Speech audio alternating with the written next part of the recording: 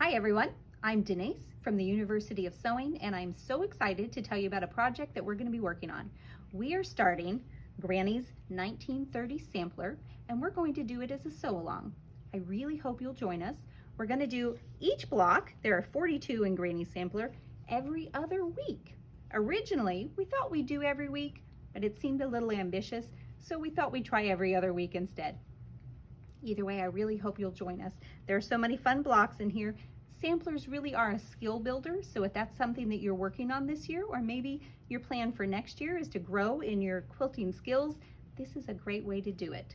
So here at the University of Sewing, we have all the things that you need to work on this project. We've got Granny's book, we've got rulers and template paper and rotary cutters and tons of fabric to come and choose from. Of course, all of that is on our website at theuniversityofsewing.com. You're welcome to email us if you have any questions. The email address is info@universityofsewing.com, and we are located in Bloomington, Indiana. I hope you guys will come visit us soon. Hello everyone, I'm Denise from the University of Sewing. Thank you for joining us as we begin the very first block of Granny's 1930 sampler based on this book by Ricky Timms. I'm excited about it and I hope you are too. I don't know about you guys, but I've never done a sampler before. The ones that I've seen always look so intimidating.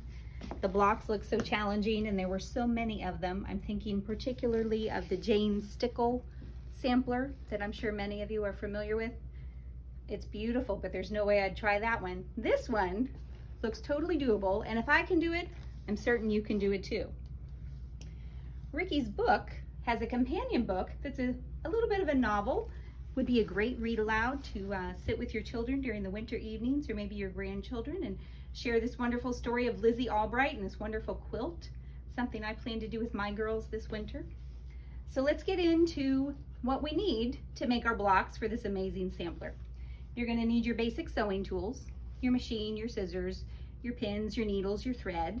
You're going to need a good rotary cutting mat, a nice sharp blade in your cutter, your favorite ruler, and I'm going to recommend that you have one that has the 45-degree angle. I'm hoping you can see this on the video. Down. There we go. And that will make cutting our half square triangles so much easier. That's actually 60, but here's the 45. That's the one we want.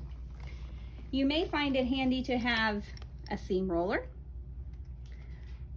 You might also have one of these little guys that kind of does the same thing. It's a little tighter than finger pressing your blocks. Just some awesome little washi tape comes in handy for marking on your machine. You could also use maybe just some painter's tape. I have a little seam guide tape that I'm going to show you in a few minutes.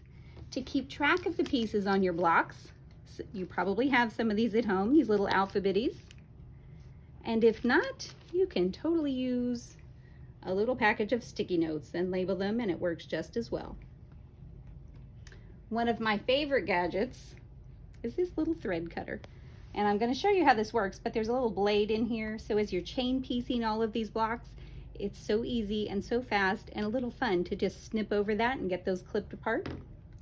Here's some quilter's tape that's also going to come in handy for marking our blocks. And, of course, we're going to need fabric to do our blocks. We've got some here that we've done our first block with. This little board is just a little piece of foam core with some flannel on it. I'm going to show you the back with some very fancy tape, But it's great for keeping your blocks organized as you're moving from your cutting surface to your pressing surface to your sewing surface, so you don't get things twisted around, because yeah, I've done that a few times. So the other thing that we want to talk about real quick is some pressing tools. Many of you are probably familiar with the wool pressing mats. I'm not sure if you understand that the way they work is they heat from the bottom up. So your block is getting pressed, the heat from the top of the block as well as the bottom, which makes it set better. And then of course, kind of the trick of the trade, the secret that those garment makers use, and us quilters have just finally discovered, I think, is the tailor's block. You put it on top of your seams after you've pressed them, let it cool for a second or two, and it will be the flattest that you've ever seen, which for quilters is really one of our important goals. So let's get to making our block.